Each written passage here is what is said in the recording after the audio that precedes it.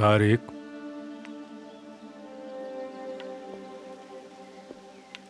तारिक, क्या हुआ बेटा?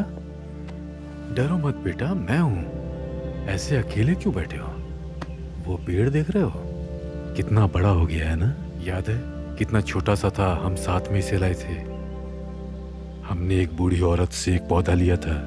वो बेचारी ठीक से चल नहीं पाती थी। हमने साथ में पौधा लगाया, तुम रोज पानी दिया करते थे, याद है ना? लेकिन मॉम, क्या? मॉम चल नहीं पाती क्या? जिससे पौधा लिया था वो बूढ़ी औरत चल नहीं पाती थी। मॉम की याद आ रही है तुम्हें? कहो तो बुला दूं। अभी तो वो तुम्हारी आंटी से मिलने गई हुई है।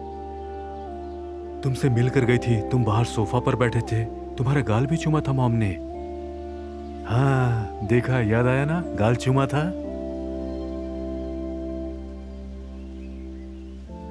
अब दवाई ले ले बेटा, टाइम हो गया है। चलो, देर करना ठीक नहीं है। जल्दी से सही भी तो होना है ना।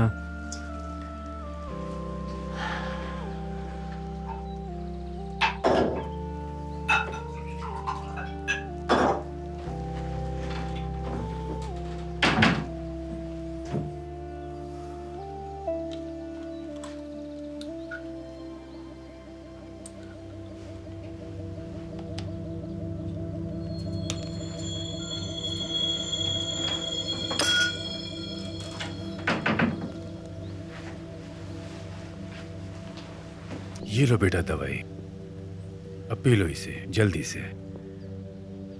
शाबाश।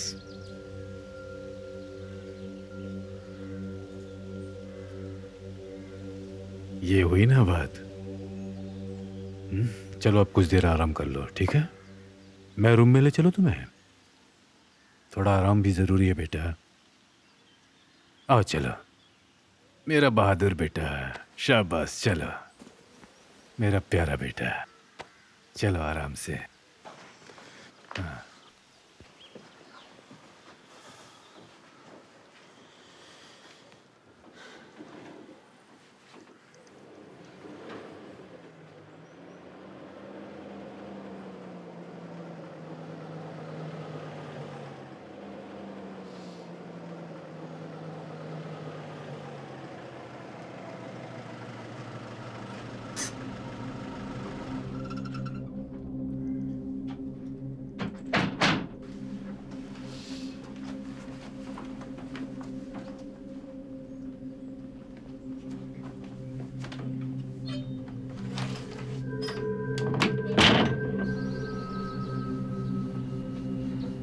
अरे सलातिन, यहाँ का रास्ता कैसे भूल गए? क्या हाल है सेवडेट? ठीक हूँ। और ये बताओ कि कैसा चल रहा है सब? यहाँ कैसे आना हुआ? तुम्हारा थोड़ा वक्त चाहिए। वक्त ही वक्त है, और क्या है। एक सलाह देता हूँ, रिटायरमेंट को जितना दूर कर सको बेहतर है। बहुत बेकार लगता है। चलो अंदर आ जाओ, वहीं बैठकर बातें करते हैं। कितनी मस्ती की हमने साथ में, याद है ना? हाँ? क्या जिंदगी थी अपनी। और तुम्हारा शौक अब भी बरकरार है ना?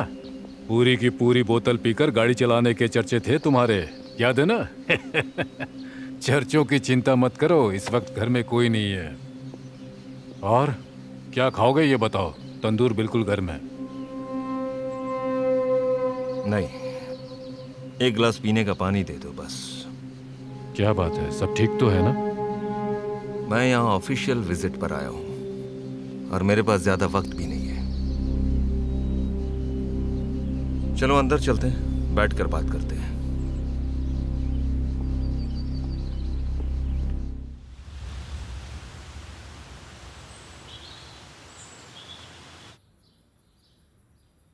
तुम्हारे छोटे बेटे तारिक की दिमागी हालत बिल्कुल सही नहीं है और ये बात किसी से छुपी नहीं है। मिलिट्री रिपोर्ट के खो जाने से सच बदल नहीं जाता। कई गवाहों के बयान हैं और हमने पड़ोसियों के भी बयान दर्ज किए हैं। तारिक के बारे में सबकी एक जैसी राय है। अगर बच्चा बीमार है तो इसमें कोई शर्म की बात नहीं है। और छुपाने से मामला पेचीदा हो सकता है। तुम्हारा पानी वहां रखा हुआ है सिलाउद्दीन।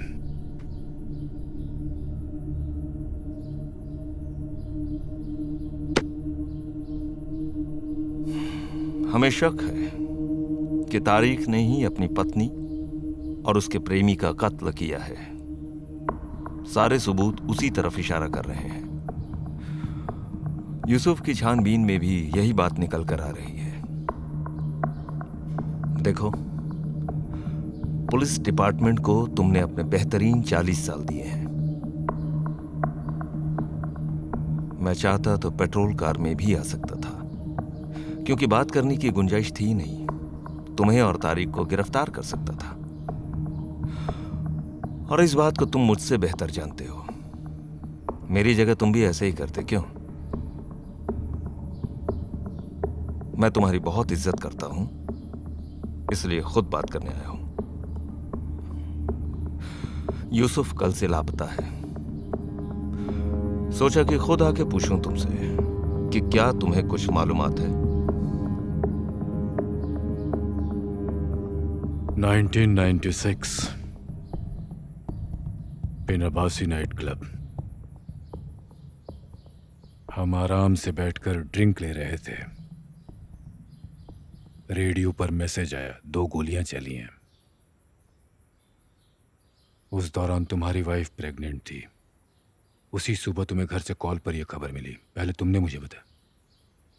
तुम एक बेटी के बाप बनने वाले थे। खुशी के मारे तुमने मुझे गले से लगा लिया था। तुम्हारे दिल की धड़कने में महसूस कर पा रहा था। फिर मैंने कहा चलो पार्टी करते हैं, और हम पीने चले गए। फिर रेडियो पर वो मैसेज आया। हम खड़े भी नहीं हो पा रहे थे। हम उस नाइट क्लब के पिछले दरवाजे से घुसे थे। वहीं पहली बॉडी देखी हमने। अंदर से चिल्लाने की आवाजें आ रही थी।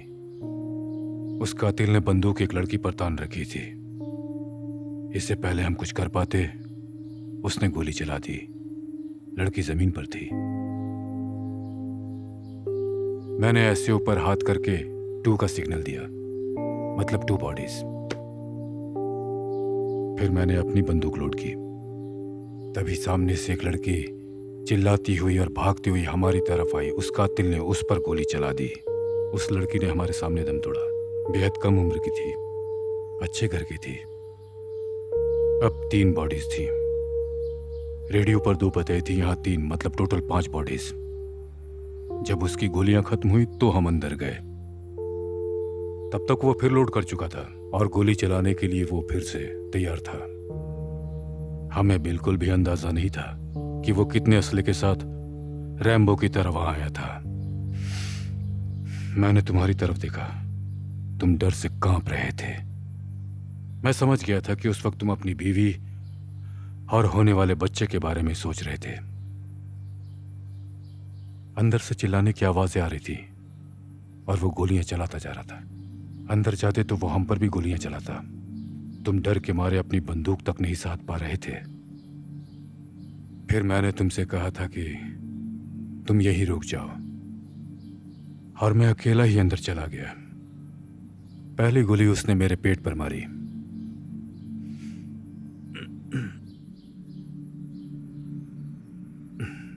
फिर मैंने उस पर गोली चलाई और उसने मुझे फिर गोली मारी, और दूसरी गोली मुझे यहां आके लगी।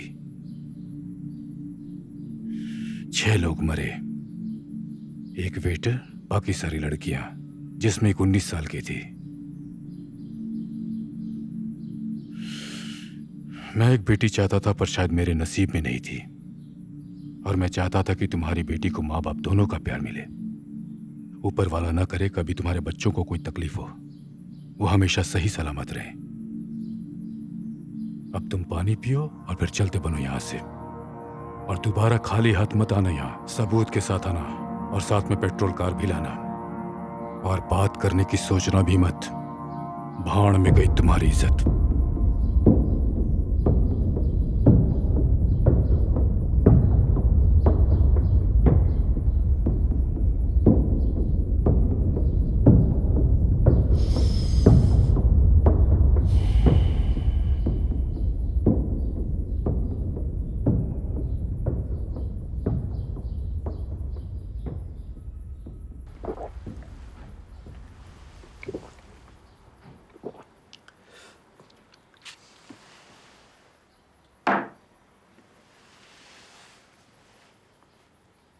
सही कहा तुमने। कोई पुख्ता सबूत नहीं है मेरे पास, लेकिन टेनर जिंदा है,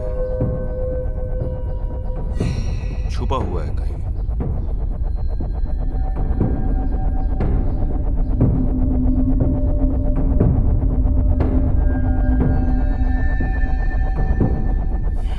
मैं ये बात जानता हूं। अगर तुम्हें भी ये बात पता है तो तुम अपनी 40 साल की रेपुटेशन को ताक पर रख रहे हो।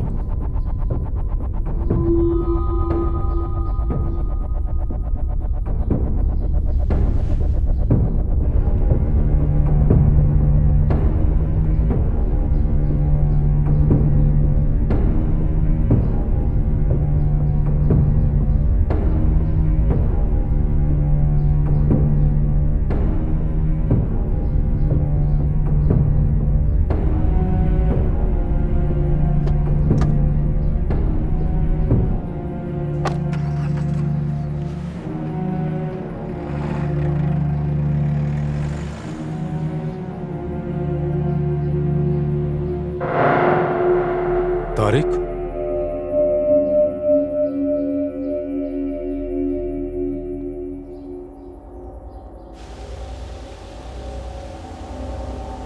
तारिक,